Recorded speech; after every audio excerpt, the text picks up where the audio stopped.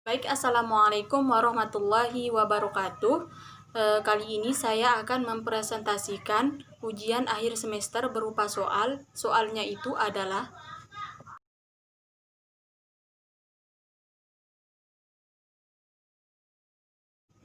soal yang pertama, bagaimanakah perencanaan pembelajaran yang baik? Jadi, menurut saya perencanaan pembelajaran yang baik itu harus tersusun secara sistematis, terarah, terstruktur, dan memiliki tujuan tertentu. Karena seperti yang kita ketahui, setiap perencanaan yang dilakukan harus mengacu pada tujuan tertentu dan dilakukan oleh orang yang mampu membuat rencana dan memahami tujuan yang akan dicapai dalam perencanaan dalam setiap pembelajaran. Soal yang kedua, bagaimana sih langkah-langkah perencanaan pembelajaran di PAUD?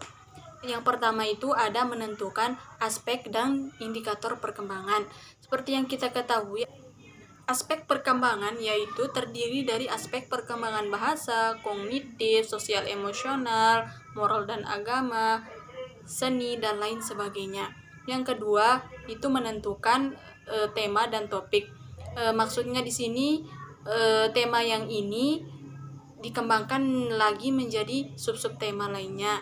Dan yang ketiga itu ada menentukan materi, di mana materi yang akan kita sampaikan harus disesuaikan dengan tema yang sudah kita tentukan sebelumnya. Dan yang keempat itu ada menentukan kegiatan.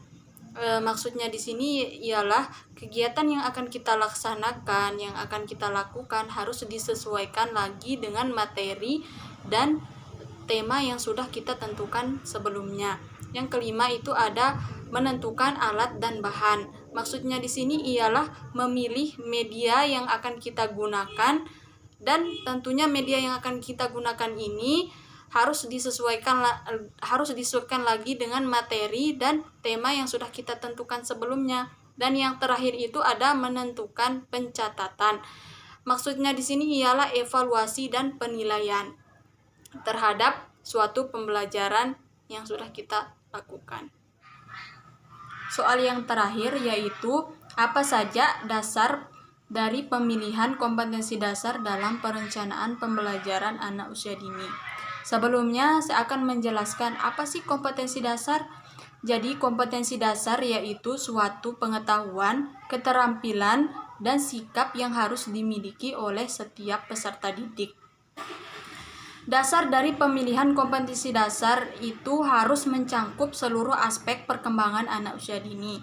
Seperti yang kita ketahui, aspek perkembangan anak usia dini itu terdiri dari aspek perkembangan bahasa, kognitif, sosial emosional, moral dan agama, seni, dan lain sebagainya. Dan kompetensi dasar itu sendiri tetap dapat digunakan selama tema yang digunakan itu sama, dan KD yang digunakan untuk tema yang sama dibagi lagi menjadi beberapa subtema. Nah, selain dari mencangkup seluruh aspek perkembangan anak usia dini, dasar pemilihan kompetensi dasar itu juga